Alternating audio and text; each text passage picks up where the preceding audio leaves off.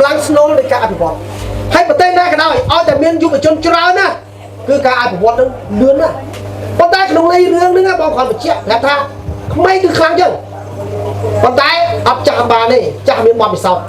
យល់ទេយល់ដូច្នេះសង្គមមួយដែលប្រកែកបំផុតណាគឺមិនមែនជាសង្គមត្រូវសម្លាប់មនុស្សចាស់ចោលទេមិនរៀនថ្ងៃនេះគឺមកអូនអាងអីកាងវាថាឲ្យចាស់ឲ្យទៅបាញ់ក្មេងម្ដងខ្លាំងអត់ទេអញ្ចឹងសង្គមមួយខ្លាំងដែលជាស្នូលគឺត្រូវការយុវជនប៉ុន្តែយុវជនក៏ត្រូវការបទពិសោធន៍ដែរឥឡូវខ្លះយុវជនអាចប្រើកម្លាំងប្រើបញ្ញាប៉ុន្តែអាបទពិសោធន៍អត់មានទេតែចាស់ចាស់ថាអញឆ្លងស្ពានច្រើនជាងឲ្យដើរផ្លូវណាមានន័យថាគាត់ដើរយូរហើយអាយុគាត់ច្រើនហើយអញ្ចឹងក្នុងន័យរឿងហ្នឹងគេប្រាប់ថាមនុស្សចាស់នឹងផ្ដល់ឱកាសយុវជនដោយសារយុវជនមានធម៌ពលប៉ុន្តែយុវជនគឺត្រូវតែគោរពមនុស្សចាស់ក្នុងនាមមនុស្សចាស់ដែលគាត់ជាហៅថាអ្នកដែលមានបទពិសោធន៍តោះអញ្ចឹងតួនាទីរបស់យុវជនគឺជាស្នូលបាទទៅមុខទៀតជាកម្លាំងและយុវជនគឺត្រូវចូលរួមក្នុងចំណែកទៅមុខទី1ទីបងបាទចឹងហេតុអ្វីបានយុវជនត្រូវចូលរួមព្រោះយុវជនមានកាតព្វកិច្ចក្នុងការចាំបាច់ក្នុងការចូលរួមសង្គមជាតិយុវជនជាតពាំងវាត្រូវតែចូលរួមនៅក្នុងសង្គមជាតិហើយអត់មានវត្តមានយុវជនបានបងប្អូនតែចាំថានៅប្រទេសគេណាគេបដោះយុវជនឲ្យដឹងអំពីទូនាទីប៉ុន្តែប្រទេសយើងណាត្រូវរង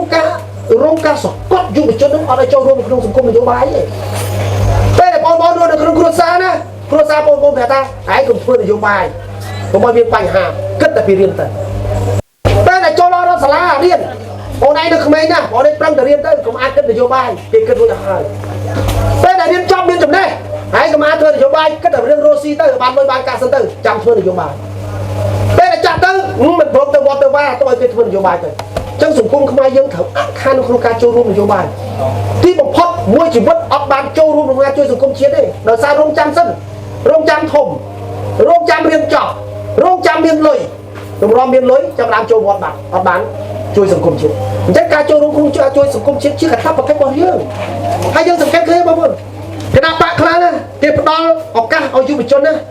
ប៉ុន្តែមិនមែនឲ្យយុវជនដើម្បីចូលរួមដូចថ្ងៃនេះបងនឹងប្រាប់ថាការដែលបងប្អូនចូលរួមថ្ងៃនេះគឺការបងប្អូនចូលរួមក្នុងការទទួលខុសត្រូវវាសនាជាតិ